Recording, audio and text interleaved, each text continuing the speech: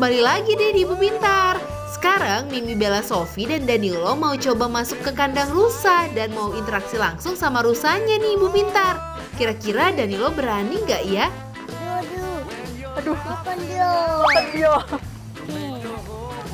Habisin dia. Apa? Oke Ibu Pintar, ini kayaknya Danilo nggak ada takut-takutnya deh. Aku yang takut. Dia makan lagi. Wah, dia mau kasih makan lagi.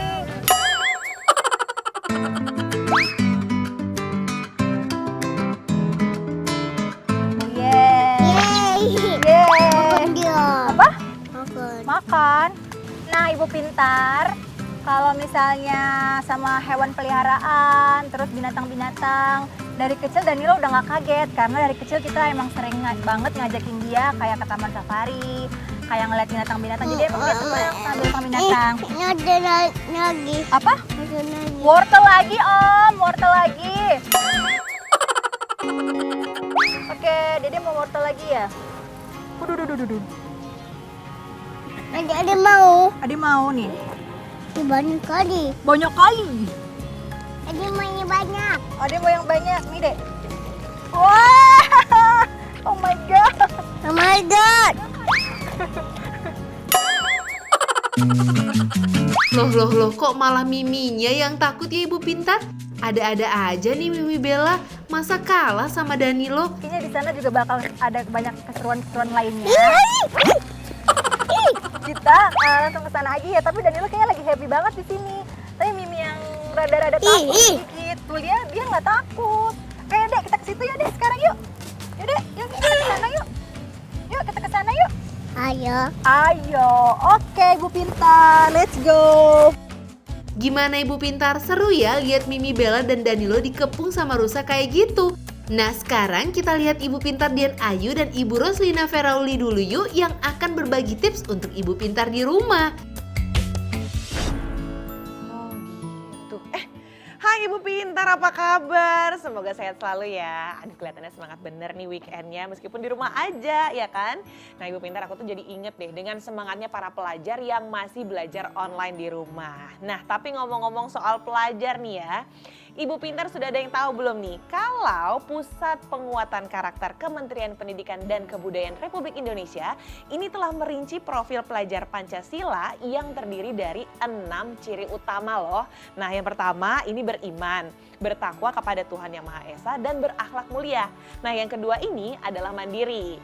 Terus yang ketiga ini kreatif, yang keempat bergotong royong, yang kelima berkebinekaan global, dan yang terakhir nih bernalar kritis. Nah sekarang nih aku pengen coba bahas poin yang kedua nih Ibu Pintar, yaitu mandiri.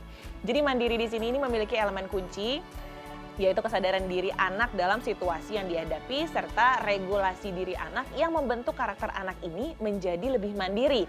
Nah contoh kecilnya nih, seperti anakku di rumah nih yang besar ya kan, yang 7 tahun. Ini biasanya dia habis makan nih piringnya suka ditinggal gitu aja di meja. Nah tapi setelahnya nih aku ajarin, kakak jangan lupa ya habis makan piringnya langsung dibawa ke dapur ya. Atau misalnya si kecil nih, si Ade misalnya dia lagi habis main terus langsung tiba-tiba pergi aja gitu, mainannya biarin berantakan. Nah di situ juga aku ajarin, Adek habis main jangan lupa yuk kita beres-beres yuk supaya mainannya nggak hilang gitu kan. Nah tapi nih Ibu Pintar, supaya lebih jelas lagi aku mau langsung nanya-nanya sama teman aku nih yang sudah ada di sini sama aku. Namanya Mbak Vera. Apa kabar Mbak Vera? Halo Mbak Dian. Sehat ya? Sehat alhamdulillah. Alhamdulillah. Ini aku mau langsung aja nih nanya-nanya dari pandangan psikolog nih terutama ya kan. Kira-kira anak yang memiliki kesadaran diri dalam situasi yang dihadapi itu contohnya yang seperti apa ya? Ya, jadi anak sebetulnya dari umur 2-3 tahun mereka udah ngeh loh bahwa ada aturan main. Aturan main tentang kapan harus tidur, bermain, mandi ya. Mengapa di 2-3 tahun ya anak mulai ngerti, pemahaman dirinya mulai berkembang. Karena kemampuan berbahasanya kan berkembang. Iya betul. Ya, kemampuan mentalnya untuk ngerti bahwa oh dia bisanya apa, mampunya apa. nanti anak belajar di 3-4 tahun untuk mulai melakukan segala sesuatu sendiri. Jadi kalau misalnya disebutkan, yuk mandi sayang, enggak aku belum mau mandi. Jadi dia lagi membedakan dia dengan lingkungannya. Ya, jadi daripada dipaksa-paksa, ayo mandi, dibuka bajunya. Besok-besok ada orang lain yang maksa anak kita loh, di umur 5 tahun mungkin dipaksain. Dan dia nggak bisa bilang enggak, karena selalu nggak dibolehkan untuk bilang enggak. Nah, kapan anak bisa mandiri? Ya, by proses, ada prosesnya. Di Indonesia bagus loh, kita punya nilai-nilai luhur itu ada banyak loh. Selama ini kita kenal di Pancasila sebetulnya, tapi ini sebetulnya sudah diturunkan, turun-temurun. Dan salah satunya adalah tentang kemandirian. Nah, anak baru mandiri ya kalau dia sudah matang secara emosional. Yang bikin anak matang secara emosional adalah kalau terpenuhi kebutuhan kasih sayangnya, sehingga anak mampu berempati. Ketika anak mampu berempati, inilah core-nya, ini landasannya. Landasan dari segala sesuatu, mau diajarkan tentang nilai-nilai luhur, kayak diajari kemandirian, anak peka. Misalnya embun misalnya kan sekarang umurnya udah berapa tahun? 7 tahun. 7 tahun kan, pasti dia ngerti, enggak mungkin mamanya beresin sendiri.